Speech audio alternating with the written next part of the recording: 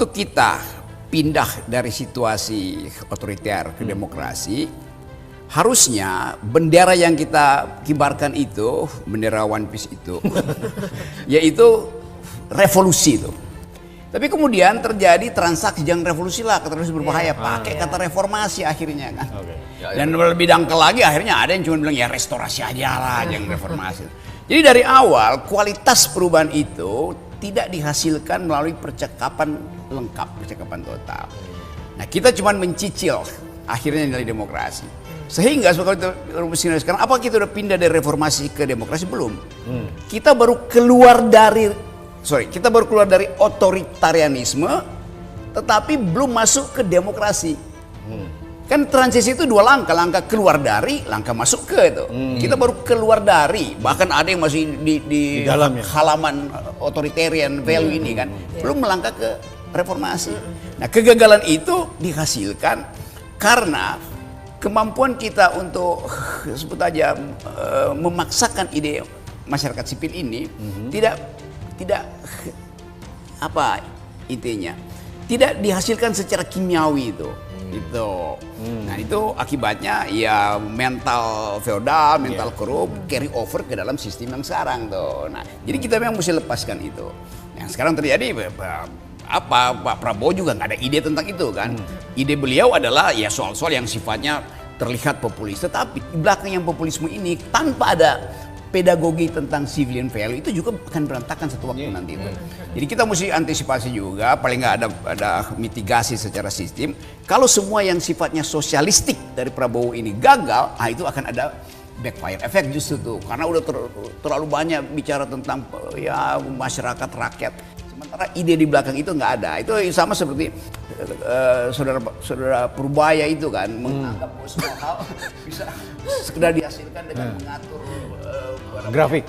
Ya grafik yang didasarkan pada satu ide bahwa uang akan menghasilkan produksi.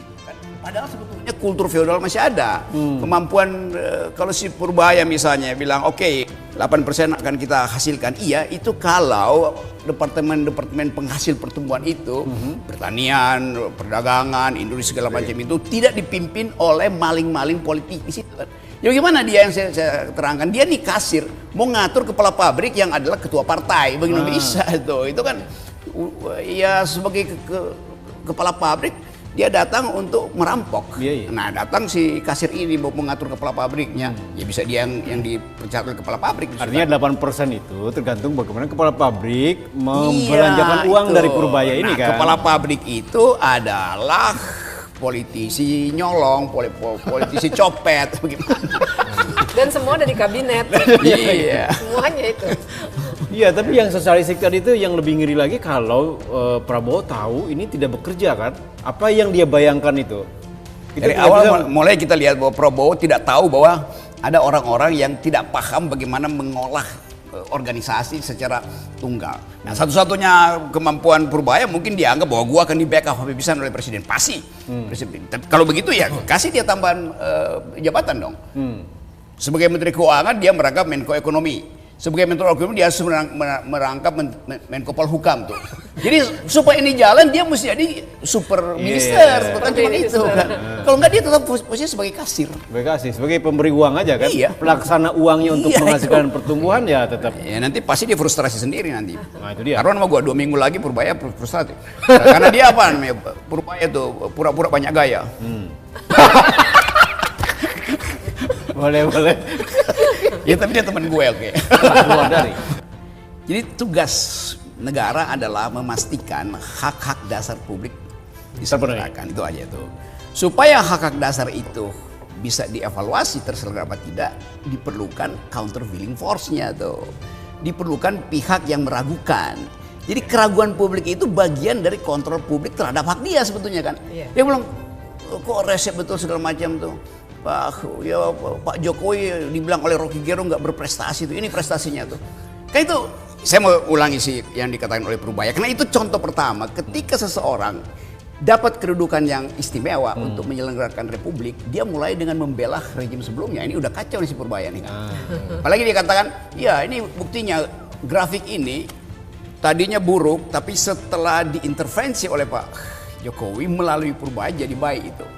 Iya, setelah diintervensi, bukan karena diintervensi. Logikanya udah salah itu. Kan? Iya. Jadi sesuatu yang disebut kesalahan post hoc ergo propter hoc.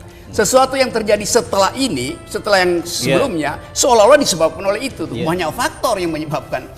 Jadi puji-pujian itu yang kemudian dikritik publik. Pak Purbaya nggak begitu cara berpikir logikanya tuh. Anda bilang setelah diintervensi maka membaik, tapi bukan karena diintervensi, beda itu.